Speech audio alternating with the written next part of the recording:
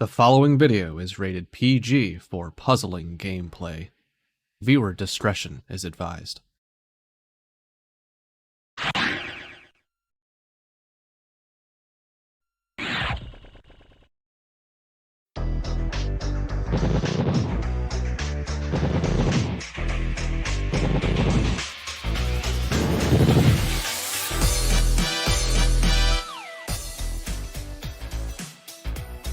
Welcome, everybody, to today's match here on League of Puzzle Speedrunners 2020 Tetris Attack Speedrun Tournament. I am going to be your host today, Tetris Attacker. Yes, I'm named for the game. Joining me also here on commentary is BB4Key. How you doing?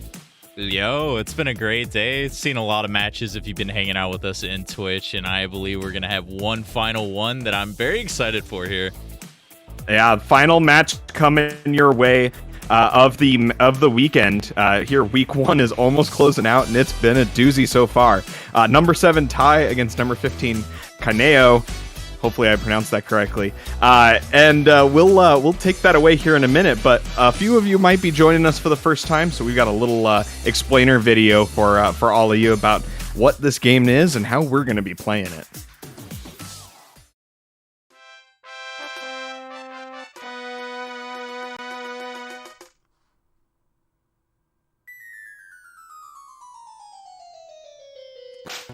Tetris Attack is a match 3 puzzle game released for the Super Nintendo in August 1996 for North America and November 1996 for Europe. It was also broadcast on the Japanese Teleview service from November 1996 until the service was discontinued in June 2000. As a match 3 puzzle game, if you match at least 3 of the same panel either horizontally or vertically, the panels will disappear. To win, however, you'll need to do more than simply match 3 at a time.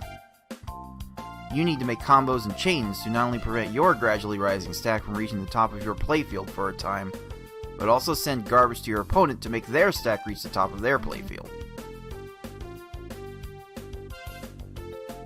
You make combos by matching more than 3 panels in a row at the same time. They don't keep your stack from rising for very long, but they do send small garbage blocks to your opponent that can quickly add up if stacked correctly.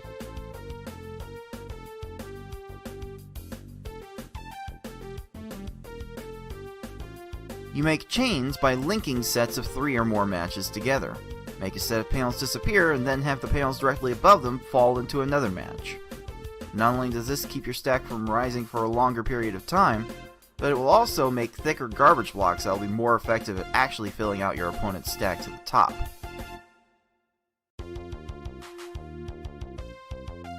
If your stack reaches the top of your playfield and the game tries to break the stack through the top, you lose, so you want to avoid this at all costs and force it on your opponent as much as possible. To beat these computer opponents, you'll have to either make sure that they run out of time while their stack is completely topped off, send so much garbage to your opponent so that they can no longer make a move, or send garbage to your opponent in such a way so that they think they can no longer make a move. That said, due to the way this game handles combo garbage as well as the overall speed of these opponents, you will almost exclusively see our players make them run out of time through timely garbage attacks. Easy mode has 10 stages, normal mode has 11 stages, and hard and V-hard, as we call it, have 12. In this tournament, players will be racing through those stages to get to the end as fast as they can. The first player to defeat the final opponent wins the race. The first player to win a predetermined number of races wins the match. Best of luck to all of our players.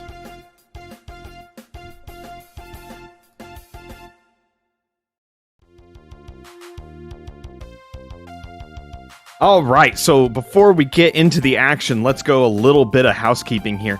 Today, our tournament format here, we're playing in one-player versus mode, as you just saw in that tutorial video. We have 4 round-robin groups. They are called pools in this tournament format. Each of them have 5 players. Best of 5 matches, and the top 2 out of each group are going to advance.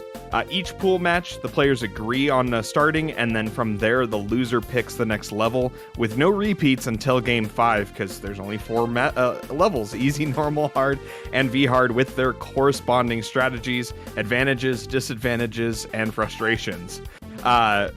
pretty much everyone plays once a week with a bye, because being 5 players, there's one out every week. Some of them are pre-recorded. I believe our match today is pre-recorded to make sure that we can handle everybody's schedules from throughout the week, to make sure that we can bring you all the action here on Saturdays and Sundays at the regular times. There's also a prize pool going. So if you take a look down there, streamelements.com/puzzlespeedrun/tip, if you want to donate to the prize pool, it is being broken down in quite a few ways. It's not one big lump, winner takes all. So first place does get a big chunk. Second, all the way through 8th, get guaranteed chunks. If someone doesn't make bracket, don't worry, they're not out of the money yet. You can the redemption bracket winner gets a chunk, and a random other player who did not win will get a small piece of the pie as well. There, want to spread it around, give everyone something fun besides just the bragging rights. And guess what? We're all here to have fun, but a little bit of support for some of these runners is a nice little plus. And here we are. Those of you who are watching may be wondering why our standings are a little tilted here. We have what we've pretty much all agreed is the group of tilt. Tolker, Kynayo, you both kind of got into a group. Maybe you'll add to the tilt at this point. I don't know, but some of the saltiest and loudest about it and tilt ready players are here. Those 1, 2, 3, Tayman, Conch, Ty, and we may see some of that again today. This game, when it rains, it pours salt. Yeah, we got the king up top, king of tilt himself, Tayman, someone looking to add to tying his record or even surpassing him if they get a clean sweep today. We'll be jumping into that quite shortly. Now let's take a little bit of a look at the head-to-head of both of the players. So I'm really excited. Kynayo, this is his debut in the tournament series, so we don't know too much about him going in, though he has been joining some race nights the past couple months, so we got to see him perform there. Pretty new to the scene, I imagine, but a lot of improvement already. I mean, TA, you've been at the race nights more than me. You can probably enlighten everyone more about Kynayo and Ty.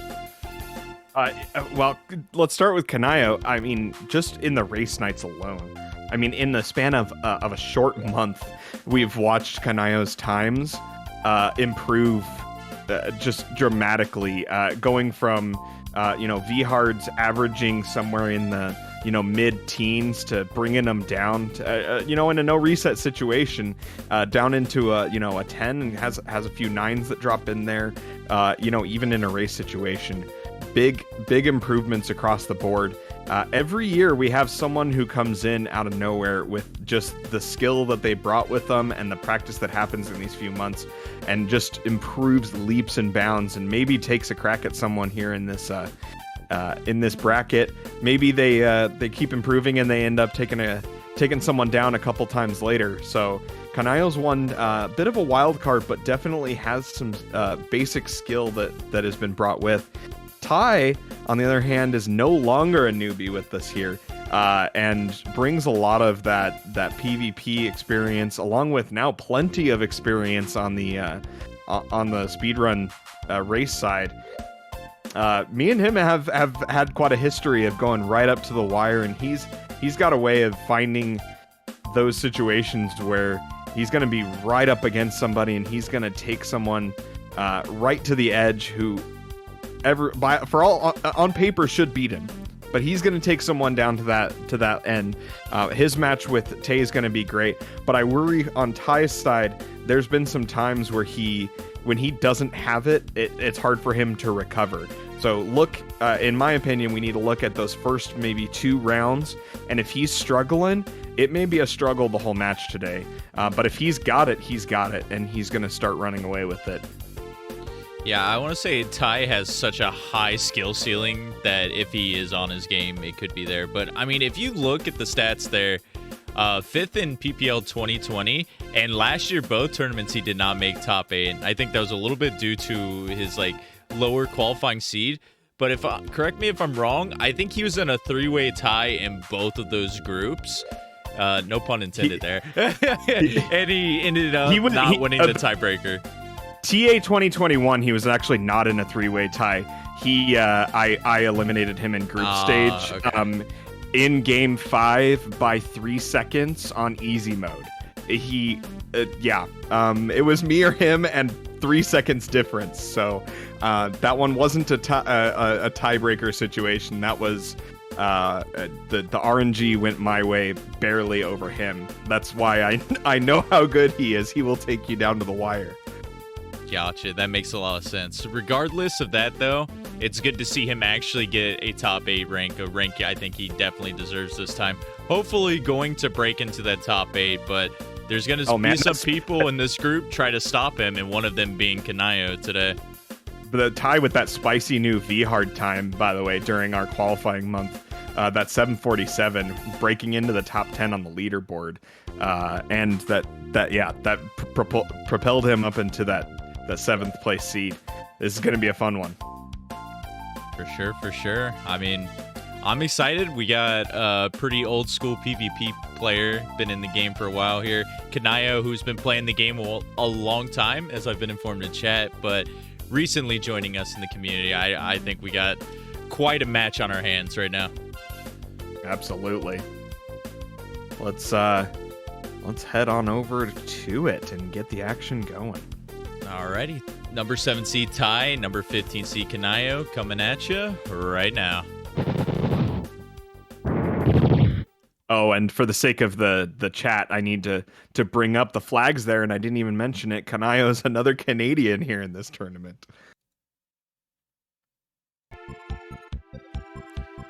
There we go. Alrighty, I will, as TA iterated earlier, this is a pre-recorded race. So, one thing I will mention, we had a little bit of difficulties at the beginning of this VOD, so we're going to see them start up here at the beginning, but we're going to see them shortly restart afterwards, so bear with us as that happens. But in the meantime, yeah, getting prepped for this, we see we're going to be starting on very hard here at the beginning, so going with maximum RNG here. What do you think of this play? You know, for a lot of players, this is the comfort play. I mean, there's lower speeds on normal or easy even. There's hard has a little bit less RNG, but V-hard's the classic one that everybody runs for the most part, at least. And a lot of players, this is the comfort play. I know there's maximum variance, and honestly, that's true. I mean, our match, you and I, yesterday is kind of proof of how that can roll out. But even with that RNG difference, a lot of people will default here to V-hard as the comfort play and hope that the RNG works out for them as they play relatively well. All right, I might be wrong on them restarting here. We'll just pretend like this is the actual game that's going on, because it might be. I'm not too sure. I didn't proof it too much, but yeah, let's hop into this action as if it is what's going on with Ty being on your left side, Kynayo once again on your right. Ty, Forky will fix that timer here when he gets a second. Pay no heed. They are not on world record pace. They are playing quite well, though. I mean, you're telling me you can't beat Bumpty in 20 seconds? I think someone figured out how to beat Lakitu in -8 seconds. I mean, it's possible. Go back in time and beat the Lakitu you haven't started yet. Got a little bit of lag on the stream there, but Ty is playing quite well to start here. Poochie just with a casual 8 to get a match, chain or match everything and wreck that. You know, that's how he rolls. But rolling with the quick 1-stage lead, that Lakitu for Kynayo was a bit rough.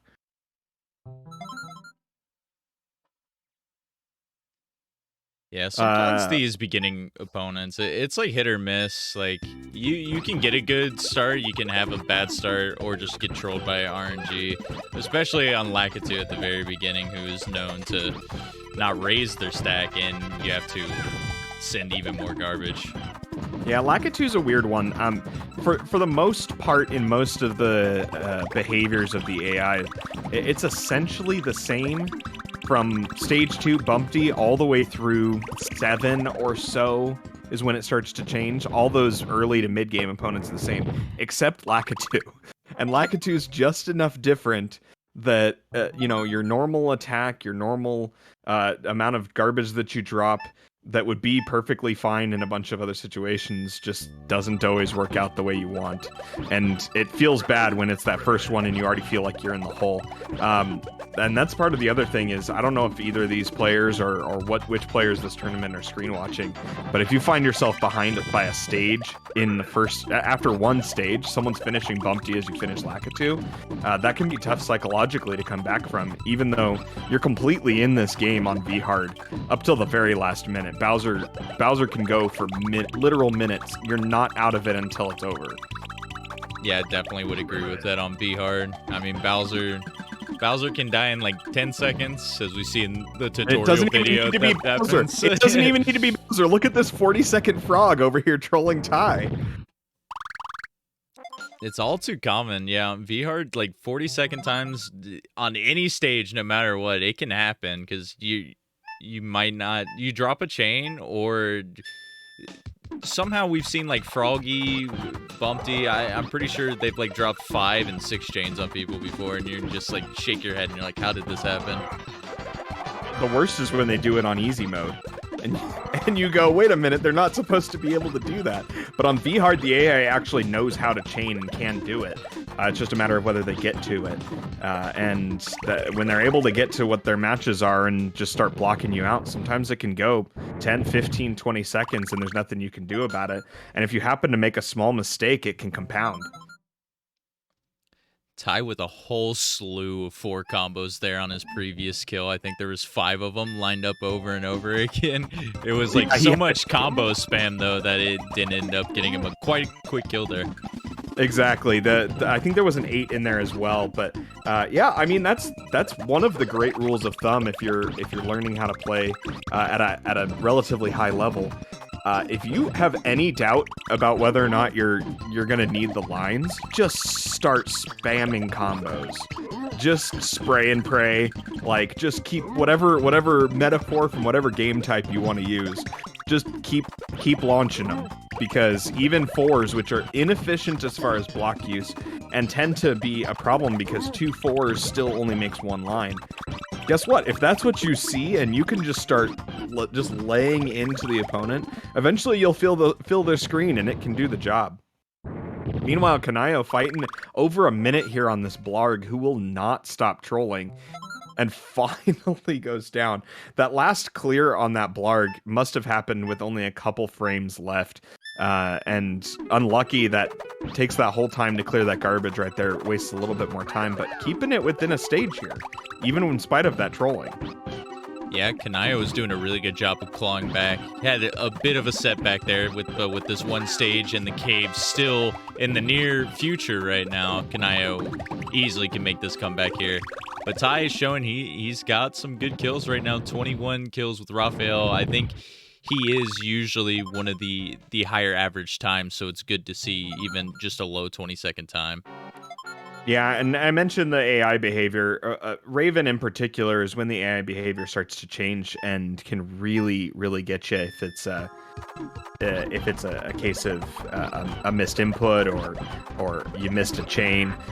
Can definitely get you, but always good to put him away. He's a lot of people in the community have a personal bane where one AI behavior always seems to get him. Raven happens to be mine, so curse that bird. It's funny how it always seems to be that way, no matter what kind of Puzzle League title that you're playing. It's always someone's going to give you trouble, and it's usually different for each person. But we can all agree that Kamek's the worst. All right. so Kynayo's over here putting some good open, but maybe not quite enough here. I don't know if the follow-up's going to... Okay, 6 with some combos mixed in. Looks like we're going to be finally topped off here on Bird. Meanwhile, finally getting through that hook bill over there on Ty's side. 29 on Raven on Kynayo, keeping it a 1-stage lead, actually making up about 10 seconds there. Let's see what these last couple stages do as we get into the highest RNG variance of the match is going to be on these last few stages because the opponent's cursor speeds are so fast that a lot of times they can get to things that the early opponents wouldn't be able to, and you have to not rely so much on dropping at exactly the right time. You have to rely on dropping at the right time when there isn't something that they can immediately do to stop you, which can be hard. Sometimes there's nothing you can do about it. Yeah, it's just crazy to see how much different. Like, even just the jump from just the beginning of the cave, and then from Kamek, and then Bowser himself. It's crazy how much it gets amped up. But Ty, he's going to be getting to those stages here pretty soon, so we get to showcase it. Yeah, and one thing pointed out here in the chat by our resident puzzle god Yoshi, these late stages are some of the first ones where the opponent actually starts moving their cursor, starts planning before the garbage finishes clearing. Before on a lot of the difficulties, they'll wait and then figure out the move and then go do it, and that buys you extra time. Here, that garbage will be going and they'll be getting ready for it. Oh, and a frame perfect. You gotta love that, because literally one frame later, that's what, a guaranteed 10 extra seconds on that Kamek with the clear times. Definitely one of the most satisfying kills that you can get, and it resulted in being a 15-second time for Ty. So he gets past this Kamek troll, but he's on to the ultimate troll here, which is Bowser. He will always decide the fate of your run, no matter how good of a pace that you're on. If your run makes it to Bowser, he's deciding it. I still subscribe to conscious theory that Kamek kills more reset runs, but guess what? Here we're no reset. You're making it to Bowser eventually. Let's see what he does. And we've got a conch kill over here on Kynayo's side on plant. Gotta love to see that. And down goes Bowser. There we go, with Ty getting a nice finish there. Official time on that first race, a 9:28. Yeah, my timer, since we had to mess around with it, I kind of just estimated. But yeah, he got 9:28 for that run. Very good for him, because I mean, there wasn't too many super big trolls, and he had some really good cave stages. I mean, just overall solid run. You might want to be shooting for that sub 9 range once you get into that upper top 8 territory, but for now, you kind of getting your footing, and it is the first match of the day for both of them. So I think you'd be pretty satisfied with the 9:28. Oh, for sure. I mean, in a no reset scenario, I mean, you might be a little upset with that, but if you played well and RNG kind of trolled you a little bit, honestly, it's not too far out of the realm of what he's capable of doing. That's right in where he want to, and against most opponents, that's going to be a good time.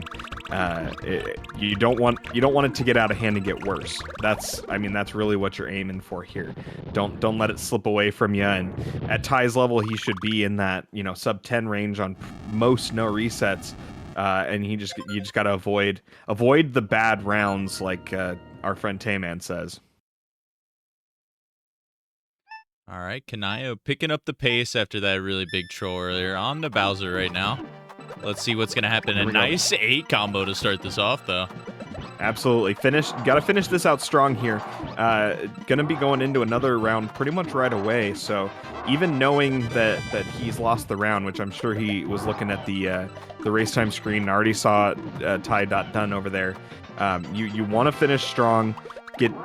Make sure your hands are loose, make sure your brain's in the right place, bring a little bit of momentum into that next round and be ready for it. Setting up a 6. He's keeping Bowser topped off, so we should be in good shape here soon, depending on how much Bowser decides to chain. Good looking setup here at the bottom. Now with all that cleared off, no immediate chains were to fall there, and that will do it for Kynayo. That'll do it. Official time on there for Kynayo, 11:53. Keeping that sub 12 just alive, even in spite of a couple mistakes and some heavy trolling.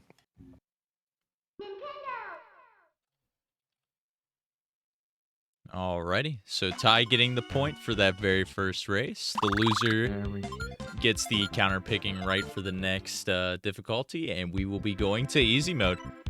All right, and this is a play that we saw quite a bit in last year's Tetris Stack tournament, which was the first to have this loser picks next format, where easy and V hard would often follow each other. They play very differently. The strategy, your core mechanics are obviously the same, but the game speed goes from a 6 down to a 2. Your strategy it revolves a lot less around the RNG and a lot more around technical execution. And so going from one to the other can be very tough. It's a very different game flow from a player perspective. And in spite of a few of us being proponents for easy being a pretty all right mode, most people very much don't like easy. So if you are okay with it or like it, it seems to be an easy pick a good pick for people to pick easy to kind of troll the other player at least, or at least give them something they're uncomfortable with. Yeah, it really just depends on the magnitude of the players too, because it's one mode where the AI is literally pretty much doing nothing for the most part, so you're more likely to get consistent times with the other person. But then all of a sudden, if one clear ends up happening, then all of a sudden you're at a pretty big disadvantage, which you can claw back, but it is definitely a lot harder to claw back in easy as opposed to very hard. Yeah, it's one where the more technical player who's able to do the number of lines that they mean to. If you're able to drop exactly the number of lines on the opponent and count them up and have them hit the amount you want, you can shave 1, 2, 3 seconds off of every stage and overcome a clear. But it's tough, especially if you get one of those early game clears. Oddly enough, the early ones are harder because it's so slow on game mode that sometimes it's the later modes it's sped up a little bit and you're able to make up for it. But Ty taking a quick second there on that open just to make sure it was where he wanted it to be. And I'm still not entirely sure it was, because he was trying to continue the chain there and make some more garbage and didn't quite. One line short and an insta clear anyway. Giving Kynayo a quick lead there. Nice 17 to the lower seed, and you love to see that when someone who feels like they should be the underdog gets a quick lead and is able to see if they can hold off the higher ranked and supposedly quicker player. For sure. Question is, will you be able to keep it up here? A little bit of a sluggish start here, but if you're able to find that quick follow-up and 2 lag chains back-to-back, that'll certainly help. But if that would have fell just a little bit later, that clear would have came out and probably you would have saved about 3 seconds on this kill here. But it's not going to be terrible, though. Ty getting a 14-second, very nice kill on him. He's going to be taking the lead right back. Yep, not by a whole lot though. Kynayo did get, because he put that lag chain, the double lag chain through, kept the opponent topped off. So even with the clear, it didn't compound with more problems. That's really the absolute worst here in easy mode, is if you don't get the opponent topped off and then still don't have the opponent topped off after a clear, it can go on a really long time. Oh, so man, these lag chains by Kynayo are just so beautiful right now. Good lord. Oh yeah. Going a little overkill, but when in doubt, especially here in a no reset format, a little overkill is good. I mean, you'd rather go over than be one line short in almost every situation. Yeah, for sure. I mean, just being a little bit short, obviously your opponent's not going to be topped off, but it gives them just that little bit more time to find a clear and delay it even more. So you miss that quick kill, potentially miss 2 to 3 seconds. Clear happens, then all of a sudden we're talking to upwards of 10 seconds just lost because you forgot to extend out your chain just a little bit longer. Yeah, and speaking of extending out your chain a little longer, Ty over here, if he had been able to extend his chain one more link, that match on Wiggler's side would have been completely harmless, and he probably would have saved himself at least 5 seconds there. And Kynayo able to grab those 5 seconds back from him, 4 seconds it looks like, and keeping this within about 2 seconds of each other if those streams are synced up right, which I believe they are. Yeah, I think they are pretty close together right now. So yeah, this is tight. mighty tight. And that's what you love to see on easy, because in case five- you don't know, we have 2 less stages as compared to V-Hard, which we saw. So we're only going to Piranha, which is stage 10. So we're already halfway through this run.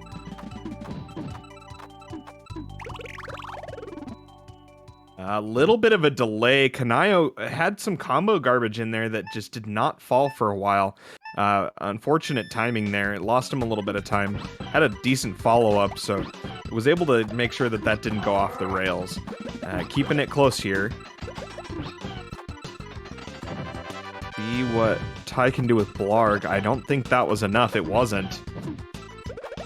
Yeah, just needed Good. one little combo at the top. He's got the 4 combo, though, and that slow cursor speed's not going to get back to that left pillar. Meanwhile, Kynayo's side, here comes another pretty long chain. What was that, a 9 chain? That was an though? X9, yeah. With combos, too. So that may be a little bit more overkill than needed, but, you know, sometimes when you need to just chain, and it just feels good sometimes to just blast them with a giant block of garbage. True. I think the confidence boost is always the best coming from those. And really, it's keeping him within 10 seconds here, and a clear coming out from Lungefish on Ty. I think I saw him a little bit visibly frustrated with that clear, too. I can picture in my Yeah. head what he was saying there. Yeah, we can all hear that through the silent webcam. Anybody who's been on the race nights with Ty knows what that sounded like. Oh man. Meanwhile, didn't quite have enough on the first, and okay, that combo is going to be enough there, but with another clear, he needs some more good follow on this Lungefish over on Kynayo, and I think that's not enough either on Ty's side on Bird. So we're not really topping opponents off here on these last couple attacks. Let's see if Ty gets burned, or oh, he does. Yeah, Again, just very close here. that clear coming out right at the end there, and that's what Kynayo needed, because that 40-second definitely put him in a really big hole right now. He's going to need a good kill here on Raphael, because Ty, only 2 stages left, and they're not going to be too high variance for a player like Ty. So you make your mark now. One more mistake's definitely going to completely throw you out of contention for this race. Yeah, I mean, a really, really bad troll can happen here, but it's very unlikely. We mentioned that V-Hard's the high variance. That's the issue here with easy is once you get behind, there's just less RNG trolling to go around, and more of it comes down to execution.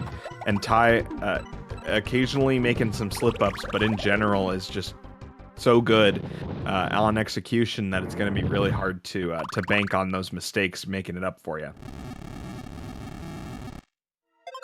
All right, and this one might be too little too late here. I don't know. Kynayo is on hook bill. Maybe a miracle 15-second kill or something like that. The garbage is coming down and no immediate clear. With combos. There wasn't enough combos in there.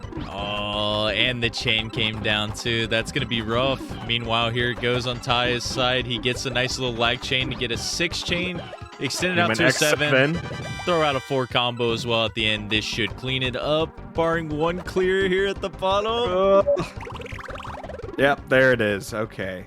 And just as Kynayo finishes that hook bill over there, keeping it within 1 stage in spite of some heavy trolling there. 6:39 over on Ty's side. He probably feels pretty all right with that time in spite of some nasty trolling that kind of got him a little tilted, maybe, perhaps, in this group of tilt. We'll see. But yeah, honestly, for a top player, you probably want more that 620 range. But I've noticed just in this first weekend, the 630 to 640 range has been pretty common. So I think it won't guarantee you one, but it's good signs, especially since a lot of it was trolling. I think Ty was playing pretty well for that match. an interesting note, and I'd have to go back and look at the exact numbers as Kynayo finishes up. Very nice way to finish that round there. Last year's tournament, easy mode times improved throughout group stage. So the longer we'd been playing, the longer people have been practicing on easy, the more those times improved. So here in week 1, very respectable time, especially once some more in-race practice happens to be able to get those times a little bit better. 7:27 final time for Kynayo. Very respectable on a no reset here with the amount of trolling that was done and a couple mistakes, but stuff that I'm sure is able to be cleaned up, showing some definite signs of skill and gonna be a tough matchup a couple times yet through the rest of this group stage. Yeah, so Ty now with the 2-0 lead in this series. Kynayo's got to win 3 straight in order to take this match victory, and Ty's got all the room in the world. We got Kynayo counterpicking to hard this time, which I think is probably a smart play as opposed to normal, because it's just a little bit more variance, even though it is a little bit tougher because the speeds are back to V-hard speeds. So you gotta act a little bit quicker and you might drop your chains just a little bit more. But I think this is the correct play here. If he can win this round and maybe build up some momentum and steal a normal round afterward. Yeah, and I think if it was just down to this, you could make an argument for normal. But considering that Kynayo's got to win both of them anyway, might as well win them in whatever order, and hard will be the bigger swing from easy. And it's got the bigger variance versus normal at least. So if you already have to win it hard and win it normal to be able to come back, might as well make the bigger variance one first to make sure you've got as good a chance as possible. So I think the only exception would be is if Kynayo really was feeling it on his normal times, in warm-ups or earlier today or anything, or earlier in the day. Oh, for sure. It seems like, at least for someone like me, I mean, I have a preference for some difficulties. Not really in this game. I kind of just bounce around however I'm feeling, like you mentioned. But Kynayo, I think he's playing well for the most part. Yeah. I think a little bit of that consistency needs to be there, especially to win on hard mode, and then just tone it down, especially for hard mode. We do not need those 8 and 9 chains on hard mode. Yeah, well, I mean, they're effective. A little bit slower, but they're effective. Which they're giving them good times, but you need better than good times if you're trying to knock off Ty here. Yeah, I mean, that's the other thing is some people. I mean, we encourage if you're up for it, you can watch the opponent's screen. I mean that's not always an option on pre-records, but that is one thing that some people who enjoy screen watching like to change their approach, and they start chaining a little bit longer, playing a little bit safer strategies if they happen to be ahead. Doesn't work for everybody, and certainly wouldn't work for me, but that is one angle that people can do. And I guess even without that, you can do that if you feel like you feel like you're probably ahead, like if you just rattle off a great time, or if you feel like you're the faster player on a mode. Sometimes you can play the safer strat to make sure that you don't accidentally put yourself in a bad situation.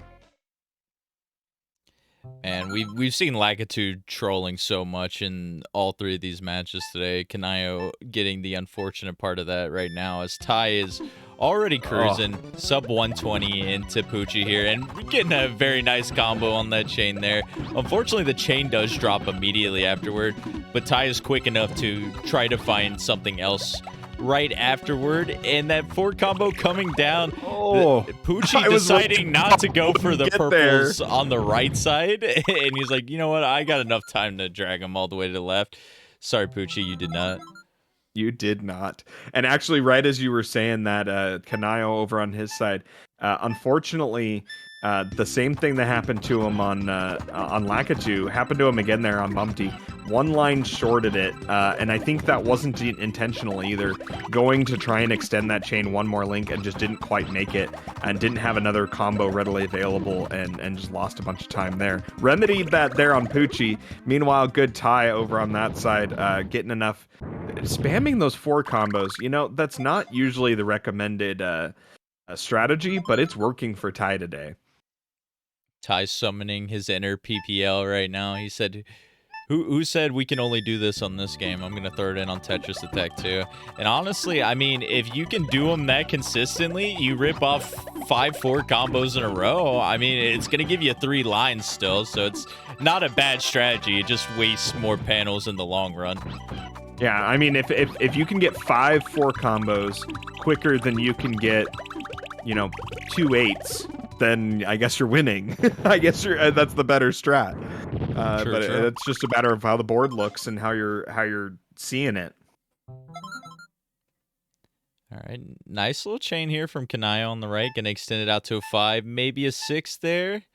Gonna end it right there, maybe have a 6 combo or an 8 combo. Nice conversion there. Turns out it wasn't needed as Froggy just gets absolutely destroyed out of 14. I think I lost internet again, didn't I? You temporarily did, but I think it's back. Oh, okay, we're back. We're good. We're good.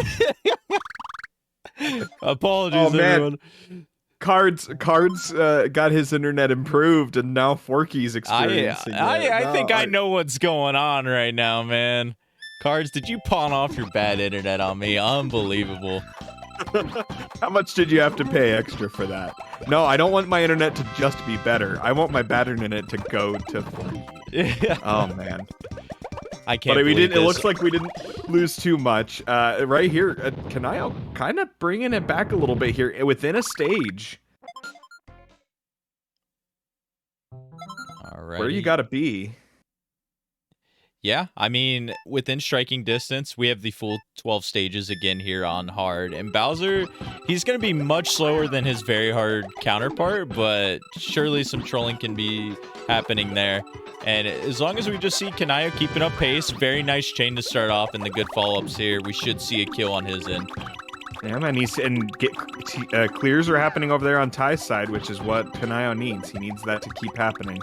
Oh, and Bird goes second tier, all the way to the top. Oh, no. What a BM play, man.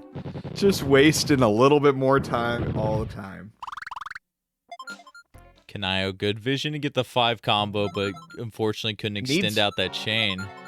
Needs a lot more on that board right now. And so just got to reset yourself, reset up your chaining, just start... reload, reset, and just not actually reset the stage. This isn't PPL, but just kind of take a breath, relook at the board, reset your attack, get it going.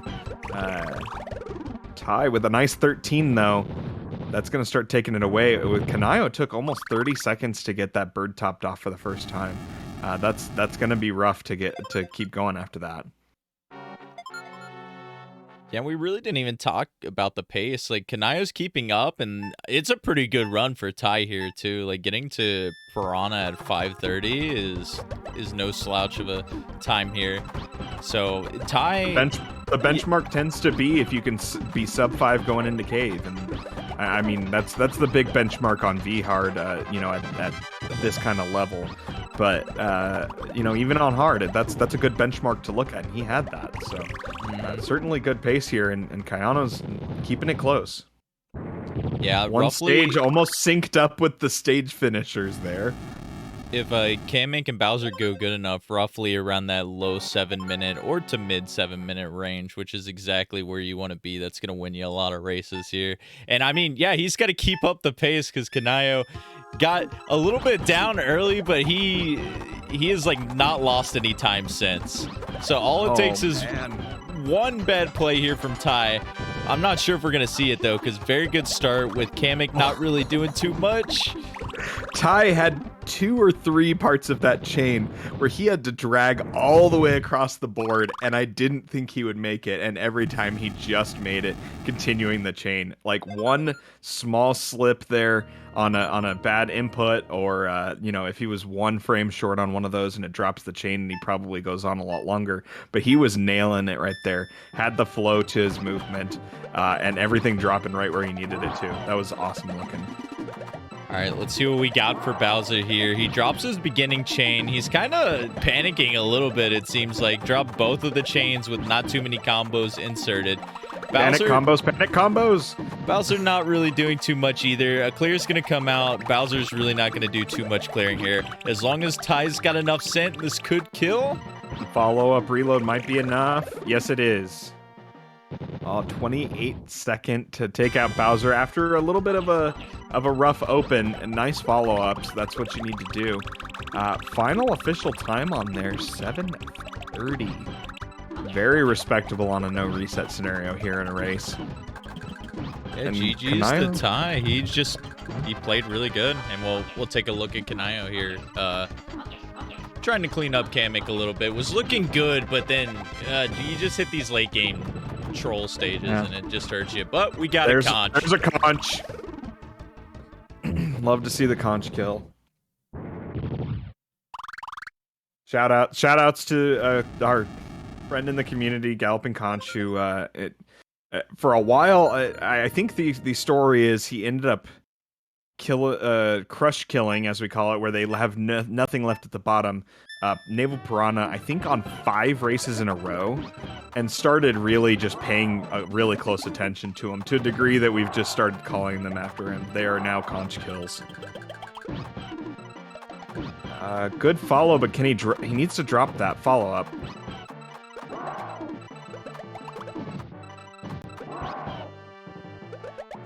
Continue following up there. And there we go, 24. Very, very nice, respectable kill from Kynayo. Finishing with an 8:50 final time. Kept it sub 9. And that'll put a wrap on that and give that last start a tie. But very nice showing from a first-time participant here from Kynayo. Yeah, getting matched up with Ty for your very first tournament match is a little rough, but yeah, really good showing from Kynayo. I think he's gonna have some pretty good chances here, getting that experience and getting warmed up to play some other people later on. I'm very excited to see what the future holds for Kynayo. Absolutely, it's a tough matchup. Ty's a tough match, but at the same time, it's a good benchmark for yourself if you're newer in the community and not used to doing this type of race scenario. You can put yourself up against Ty and see where you're at and see where you can improve. And I hope Kynayo gets a chance, or if he's doing right now, able to rewatch this match and see some of the things that he did and why he did them and when he could have changed them. And that actually, I think, for a lot of players here in the last few tournaments have said, myself included, being able to rewatch your own matches and see what you did wrong, see what you could have done different, see what other players were doing in similar situations can really improve leaps and bounds in short amounts of time. For sure. I mean, it was kind of one-sided for the most part here. We did have some close finishes here and there, but I really enjoyed this match. And shoutouts to Ty. I'm rooting for him because he missed out barely on both the tournaments last year. I'm pulling for him, and hopefully he can make that top 8 for this tournament. And he's one step closer to doing so. He's been right on the cusp on multiple tournaments in a row, and he's had a couple bad breaks as far as the matchups. He's had a couple hit a couple buzzsaws, but he's done well on the redemption tournaments and proven that he's right there. And this last tournament qualifying month, he's definitely stepped it up and earned himself one of those top 8 seeds, and he's showed today why he got it. Alrighty, usually we take a look at the standings for one group at the end, but this is our last match of opening weekend, so let's take a little recap of everything that went down. We will start with that pool 2 though, just to see the updated standings there. So Ty and Tay both getting victories. They're going to be both of the front runners there, being top seeded 2 and 7 there. Conch having to play Tay first round, a little bit unfortunate, but we're going to see him play Ty later on in the tournament, and that's probably going to be the match to watch from pool 2, I would say. Absolutely. I think the matchup, Kynayo Tulker down there, we haven't seen Tulker yet. Got the bye on week 1 here, but those two players, it should be. I love seeing those matchups of newer players to our community who may not be new players to this game and start really putting on a show. It kind of seems to be a preview of tournaments' future sometimes, where you'll have a matchup and a couple years later you see them again battling it out a little bit higher seed and maybe in brackets. But yeah, Ty showing some good speed here. I think the way Conch played in his match against Tay, those two definitely are going to have a little bit of a fight there for that qualifying spot. And if Ty can put on the burners, he might have a chance against Tay. That's certainly not out of the question.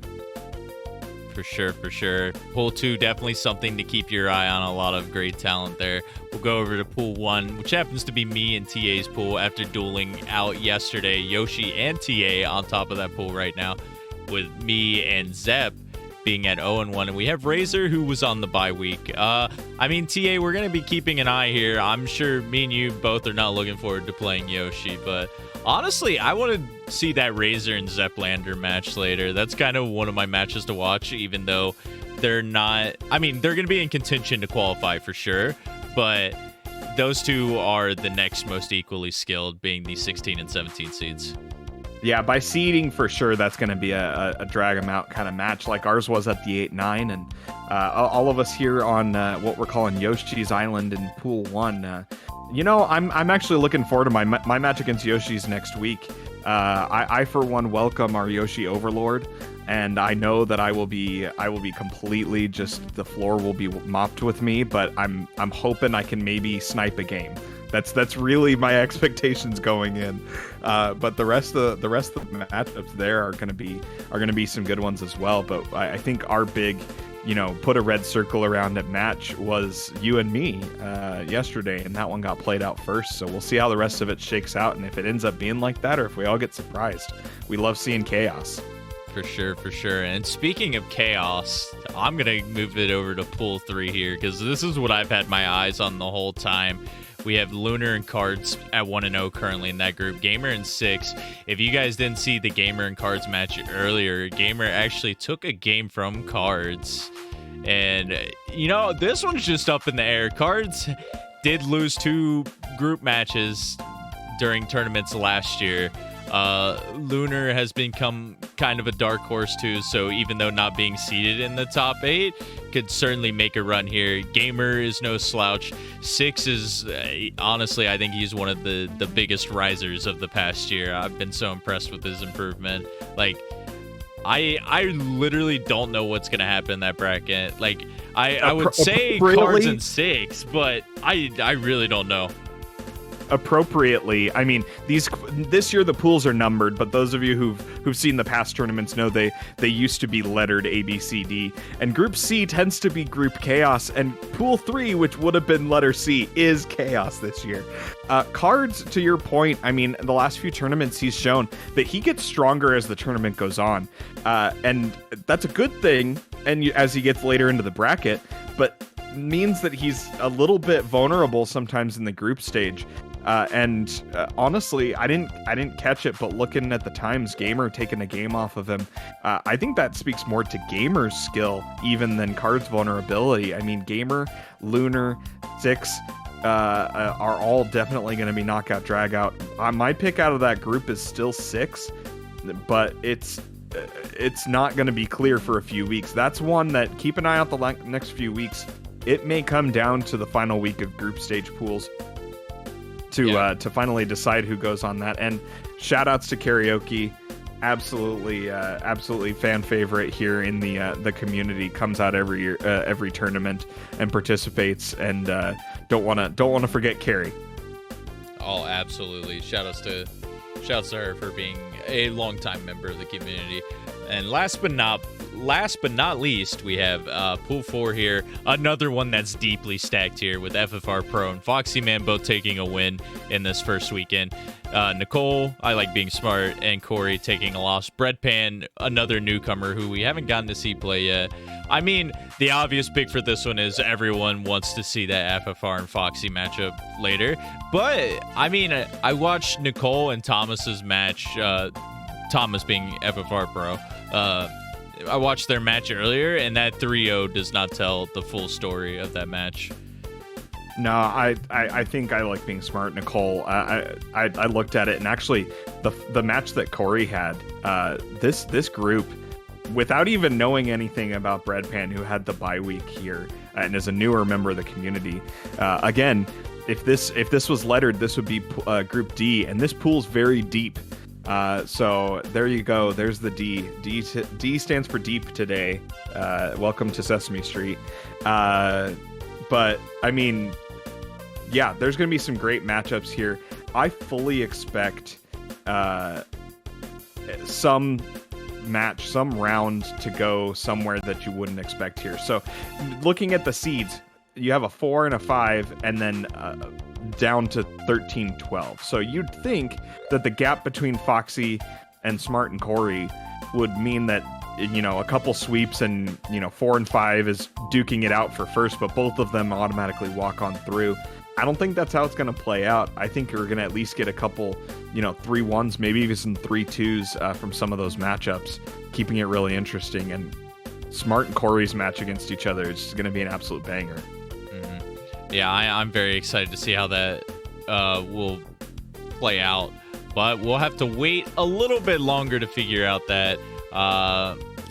Let's figure out what is going to be playing, though, for our next weekend. I'm going to have to scroll down here when I transition, but we're going to be looking at... Give me one second here.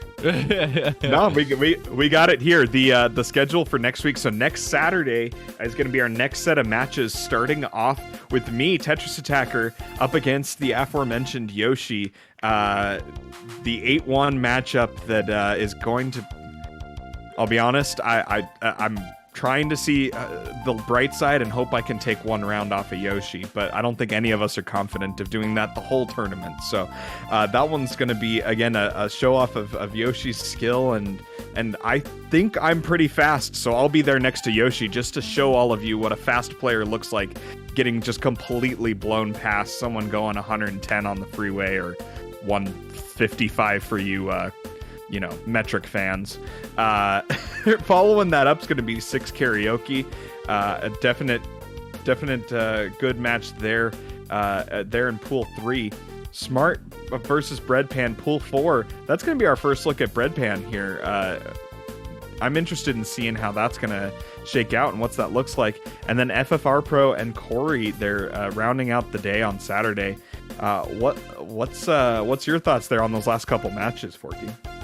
Honestly, I don't know. Something inside me tells me that the FFR Pro and Corey match is going to be one to watch.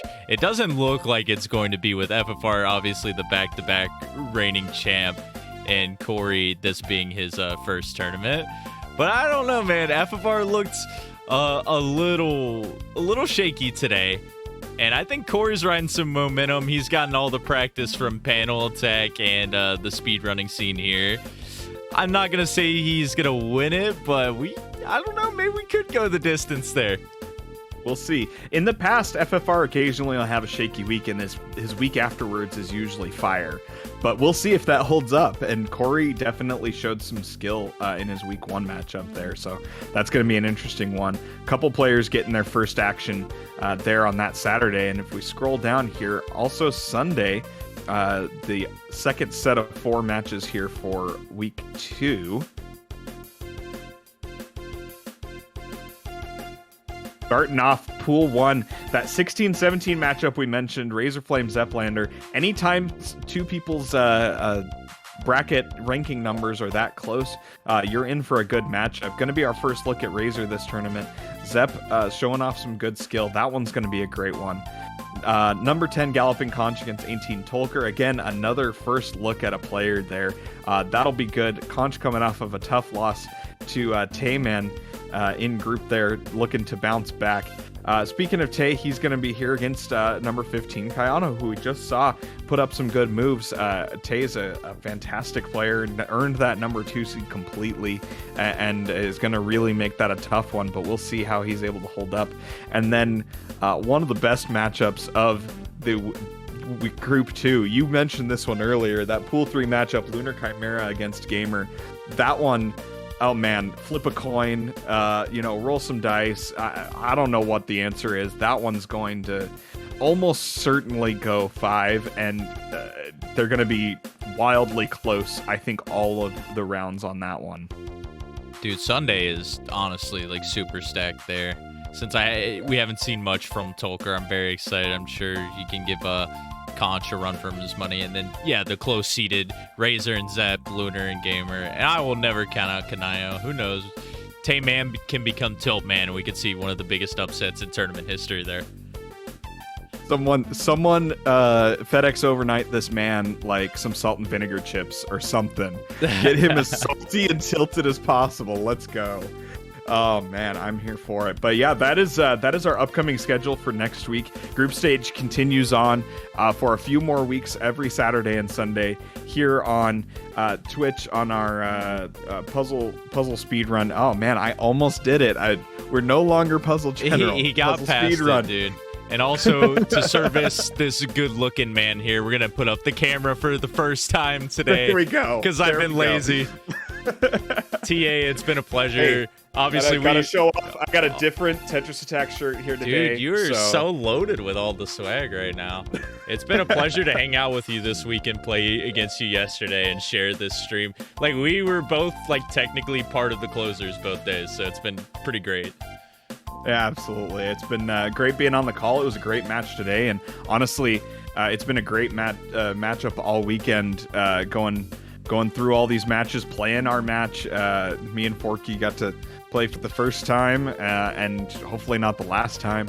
And we'll continue forward. There's going to be some great group matchups before we get too much farther. And I think some of these groups are going to come down to the final week to be able to figure out who's gonna proceed out of them. And there's going to be some drama to it. We're all here for that. I think that's going to be something to look forward to. Any closing thoughts, Forky, before we head out and log off for week 1? Nothing but bangers for the future, and it's only going to get better and better as the weeks go on. That's all I got to say. Yeah, I'm here for that. I mean, considering how this week went, if it keeps getting better, we're all in for a treat. Well, with that, let's sign off. Thanks everyone for joining us. If you're here on Twitch with us live, and those of you catching us on YouTube with the VODs, or if you want to catch up, these will be put up on YouTube at a later time on the League of Puzzle Speedrunners YouTube page as well. But join us next week. We just went through some of that schedule. We'll be here on Saturday. And for me, myself, for Forky, my co-commentator today, who also was running Restream, so shout-outs to double duty there. For Cards of the Heart, our head tournament organizer, and who put together a lot of this tech here. And all the runners, if you're not familiar with them, not following them, go check them out. There's a lot of great people here. For everybody, I say have a good night and happy puzzling. See you guys next Saturday.